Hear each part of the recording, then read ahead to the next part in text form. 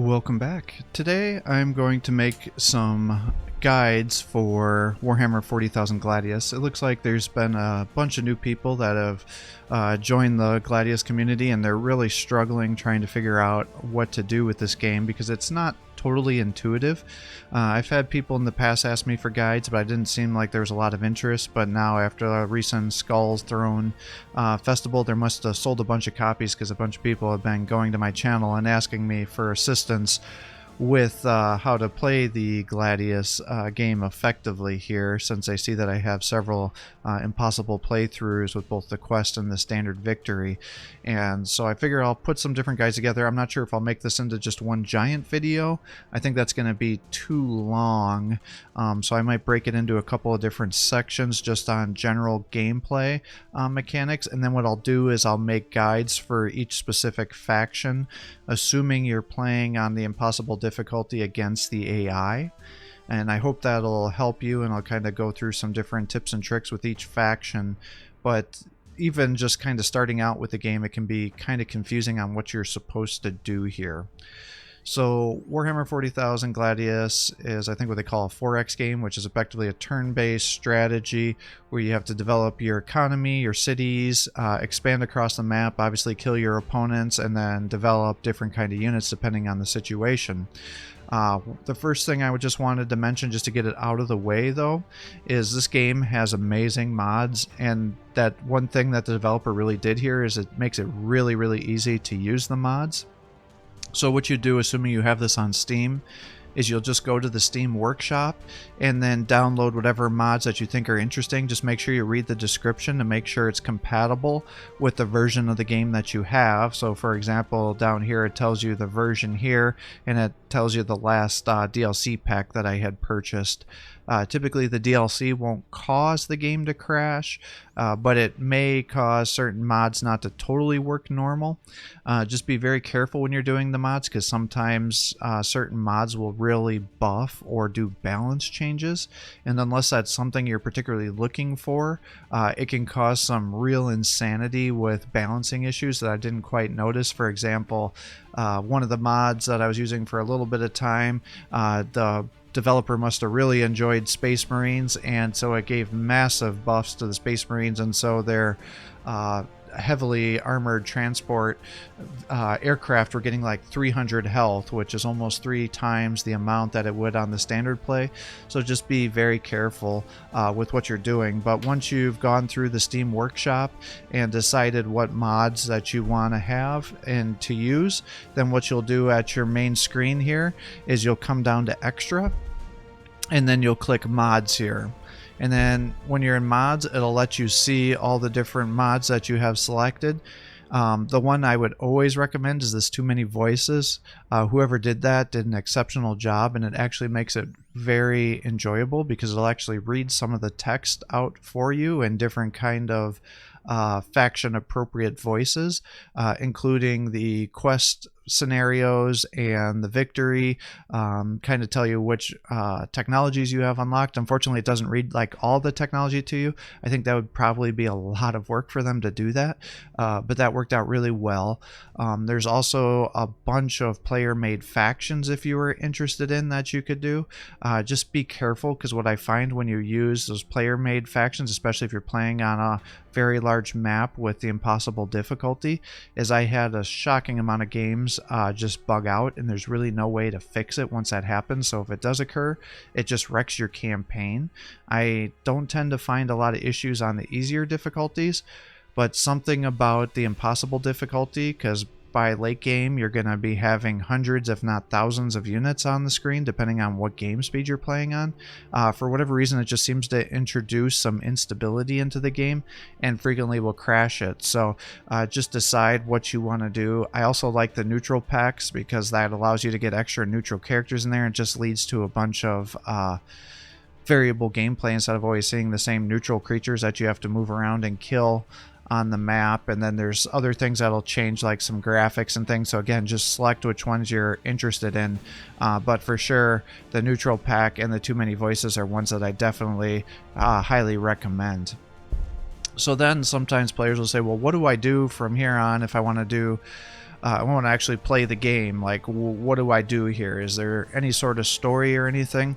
And there is. It's just not easy to kind of see, so you have to know what you're doing. So obviously you go to new game, as you probably deduced, and then when you're at the new game, you'll get a screen that looks something like this.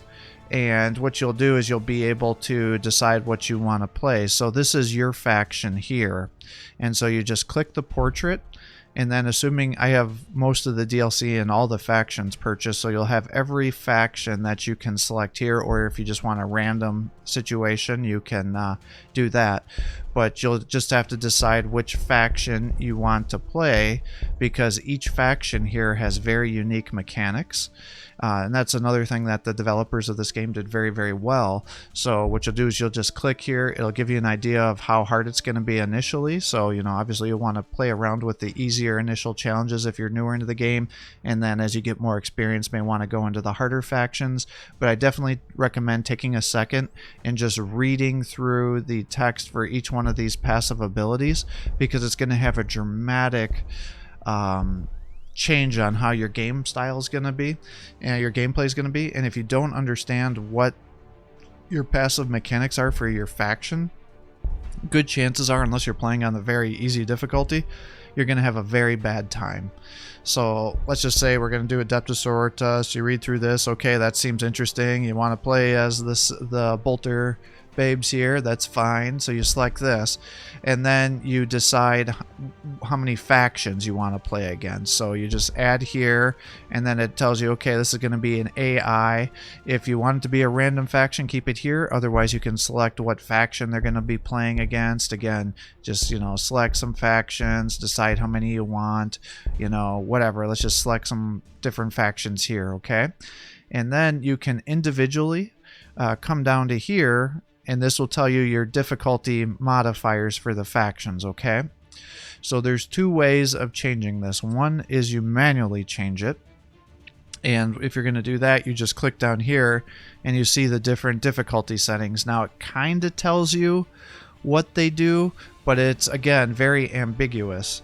So what it does, and it'll be titled something different for every faction, which also causes some confusion. The modifiers are the same no matter what faction, they just have different different titles for it. So at this very first one, what this does is it makes a loyalty modifier, and again, I'll go through what each one of these things mean later, but effectively that's going to affect how much resources your cities are going to produce and the production speed, how easy it's going to be to expand with the different cities, and you know, it's just going to affect your game pace. I personally don't like having negative modifiers on units or playing as myself or on the AI, because it already can be kind of difficult to expand multiple cities and getting things really going, and then to kneecap yourself further, it just adds tons of time to developing your cities, because you need to then build special buildings to increase your loyalty, and it's definitely gonna drag your game out substantially, and it's gonna probably not be a very fun experience for you. So again, I don't recommend doing negative modifiers, or if you're really struggling to play the game, you can put the negative modifiers on the AI, but for yourself, it's just unnecessary frustration and a waste of time in my opinion. But do what you want. But again, on the very first one, it's going to be a -15 loyalty penalty. For the sister, which would be the second one, is going to be a -5 loyalty. When you get to the neutral, that's just going to be the standard, so there's not going to be any advantages or disadvantages given to the faction. So when I'm playing against the impossible AI, I tend to just go with a neutral. That way I'm not being penalized or getting any advantages over the opponent. And then you start going after neutral, you start giving advantages. So at this 4th tier, you start getting +10 loyalty benefits, and now you start to get the level advantages. So when you produce units or cities, they'll have a level, and then as units increase in level, they'll get additional HP and just become more effective units. So the first level would be obviously level 1, and then the max level is level 10, and you know, the difference between a level 1 unit and a level 10 unit can actually be pretty substantial depending on what tier unit it is. So just take that into consideration. So the next one will give you 30% or plus 30 loyalty and then plus 2 levels.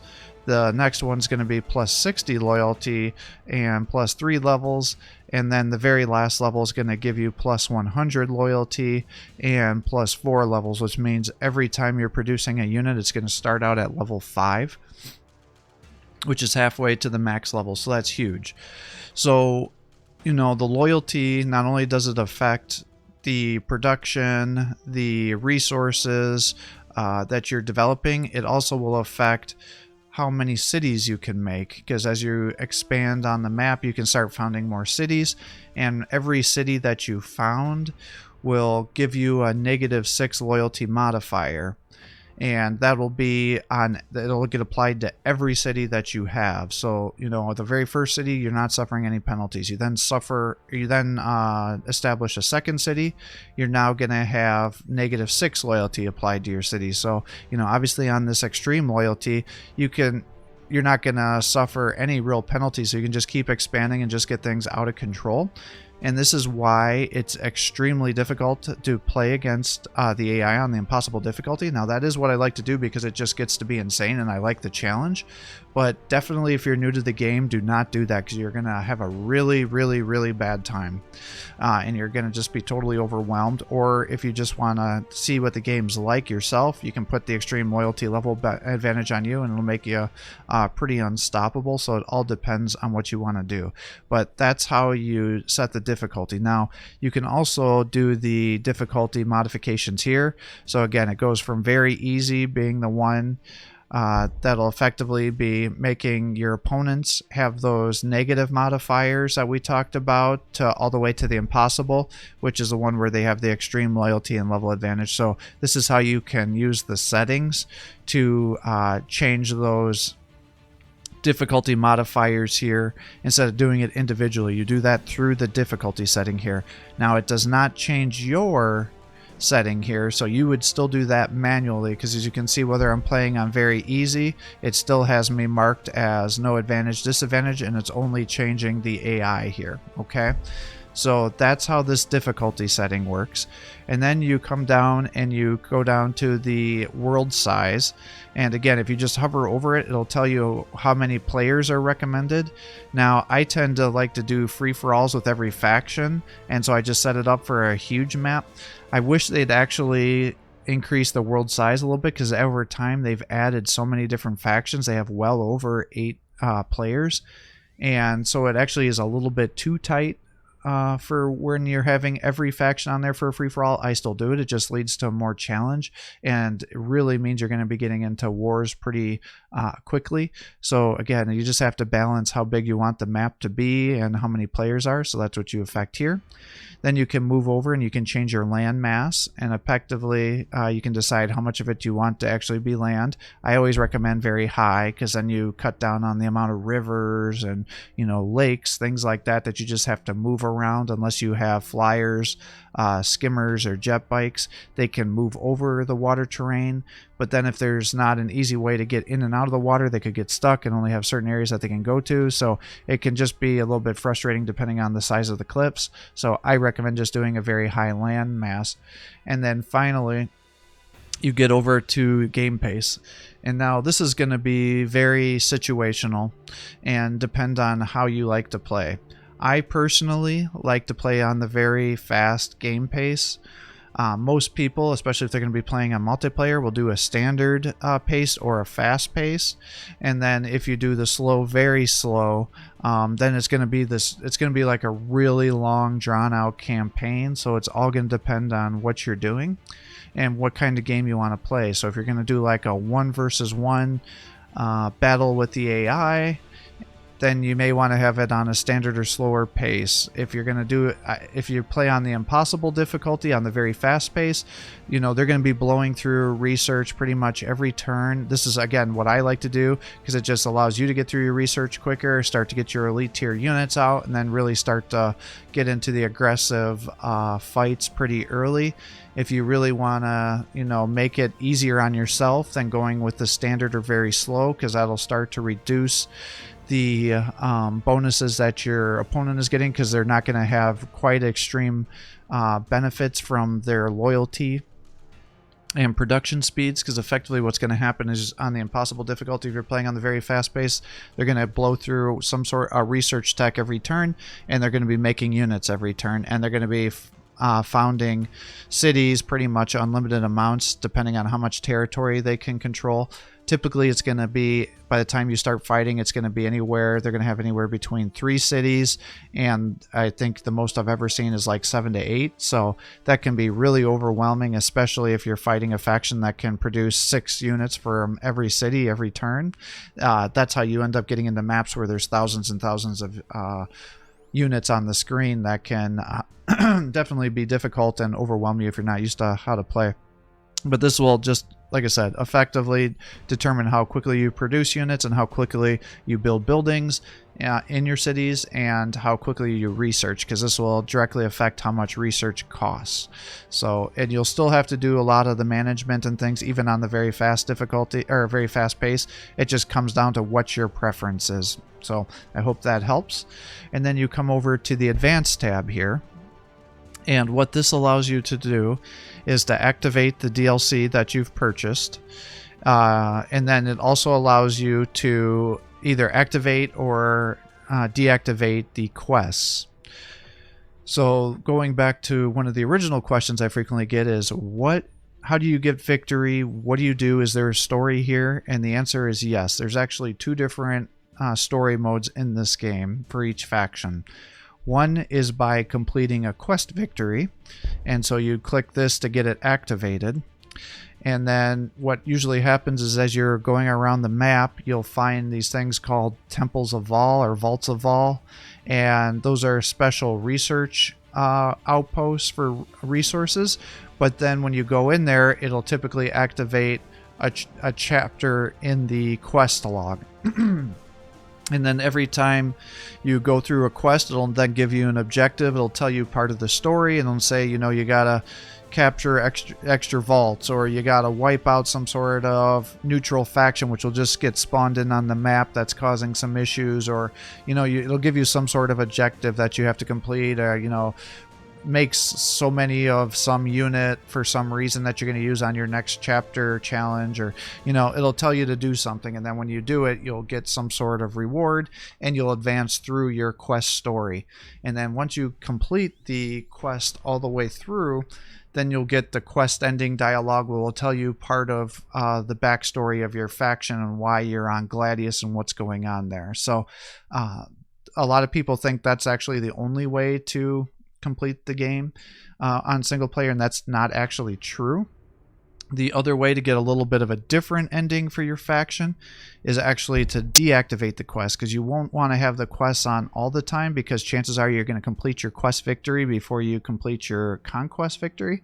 And conquest victory is what I call it when you go around the map and you kill all your opponents. That will also end the scenario, and that will give you a slightly different story ending, and sometimes that can fill in a little bit of the background that was missed on the quest victory. So those are the 2 kind of victory conditions, one quest and one just by total conquest of the map. So I hope that helps you. If you're doing random developments, and you may want to stop them from duplicating factions if you're doing that. I do not play simultaneous turns against the AI, but I do actually like to do simultaneous turns against multiplayer matchups.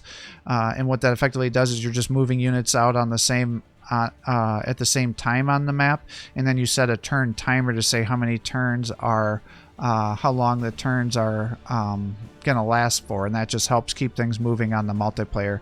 On single player, it's not really necessary, but it definitely speeds up the game a little bit. And then you move into these other things. It just changes how many resources you start out with, so you can select that depending on how much you want it to be. I think generally keeping these on medium is most appropriate and is best for just game balancing. But again, this will change a little bit depending on the game speed and things like that as well. But I think just keeping it at medium seems to be the best for balancing and just for fun gameplay. And then you can also change how many technologies are required per tier. I think keeping it at 2 is pretty reasonable. You can set the amount of tiers that are going to be required for your technology. I think just keeping it at 10, which is how the game was developed, is most appropriate. And then you can set it so you'll have some tiers researched, or technology research per tier. But again, I think just keeping it at 0 is the best. One thing you can modify is the wildlife density. Again, I think the game is typically balanced best when you keep it at medium, but especially if you're starting out and you're playing against impossible AI and you're really struggling. What you can do is change the amount of wildlife to very high. And so then effectively what the wildlife are neutral creatures that'll just be randomly spawned on the map. And the higher they are, the more units you'll have to kill to get through to discover your opponent's bases. And very high wildlife density is very high wildlife density. And the wildlife typically will start at level 0. Occasionally you'll find some that are leveled up. But the more kills they get, the wildlife will level up throughout the game as they're getting kills. And some of the wildlife can be actually very, very dangerous, like the Castellan robots, or if you're using the mods, some of the modded creatures are very, very strong. So just be careful that if you get very high wildlife density, you're going to need an army to push and advance on the map, because you may overextend yourself and run into a bad time. So again, typically I recommend just keeping it at medium. That way you're not forcing yourself into getting into major combat early on, but you can theoretically use that as a buffer to stop the AI from overwhelming you early on, because they too will therefore have to get an army before they can push through and fight. And then you start to be able to set every one of these different settings here.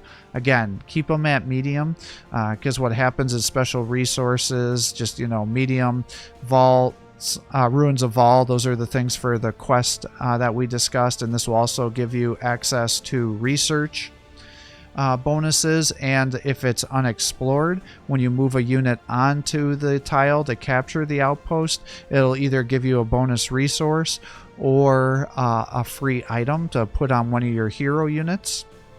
So that's everything that these guys can do.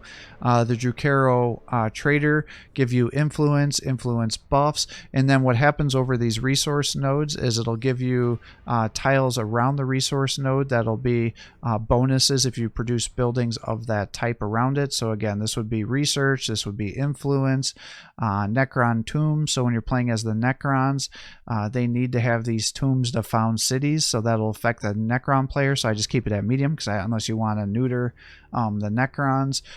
Same for the webways. This is necessary for the Drukhari and Eldar, so just keep it at medium unless you want to neuter them. Holy sites are a special resource for the sisters that allow them to explore it and get usually research bonuses if they use their hospitalers. So again, I tend to keep it medium. Now, wireweed, this is a setting that I tend to turn down to very low. What wireweed is it's like this purplish color on the map, and it'll slow your movement down that you'll have to move into it. And then any units that are stuck on the wireweed will suffer damage. So there's certain units in the game that can clear the wireweed out, but it just artificially slows down game movement, and it actually tends to confuse the AI. So I tend to just turn it down to very low. Orcoid fungus isn't really a big thing. Now, I turn the forest and imperial ruins down to very low just because it helps them move through the map much quicker, because these two will slow down your movement of infantry and vehicles unless they have special abilities where they can not suffer penalties on difficult terrain. but some people actually like to keep these at medium as well, because the Imperial Ruins will give you protection and affect line of sight, and also give you defensive bonuses if you're fighting in the Imperial Ruins. So again, it's up to you what you want to do there. And the same for the forest, because every square tile of forest ahead of you, you can't actually see through the forest, so it allows you to hide units in the forest and then attack and then get some defensive bonuses too. So again, it just depends on what you want to do there. And then again, for the river density, it just makes movement difficult, and if you have a bunch of rivers and lakes just spawn next to your setting, then it's going to affect how much of your base you can make. So I just always turn that to low. Same, or very low. And then the same is just with these different kind of regions, this will affect what kind of resources are available. So deserts help with your energy, tropical regions affect your food, volcanic affects your ore, Arctic can be ore or nothing. So again, it just depends. I think it's most balanced by doing it at medium. And then if there's certain worlds that you see somebody playing that you're enjoying their map, you can potentially recreate it here, but for the most part you just leave that at random. So I know that's a lot of information, but that's why a lot of people are just totally overwhelmed when they're starting their new maps here, and like, how do I win, what do I do at this starting a new game situation. That's everything you need to know about how to start a map and how to play here. So what I'll do is I'm going to break these up into different sections, I think, to help everybody out, in case it's like you already know how to start a new game, you don't want to listen to all this, but if you don't, now you know. So this is how you start a new game and how you do the mods, and I will sign off here, and then the next video I'll upload will go through kind of different city mechanics and what you need to know there. So I hope this is helpful. If you're enjoying these videos, please give my channel a like and subscribe to encourage me to post more content for you. Have a great day.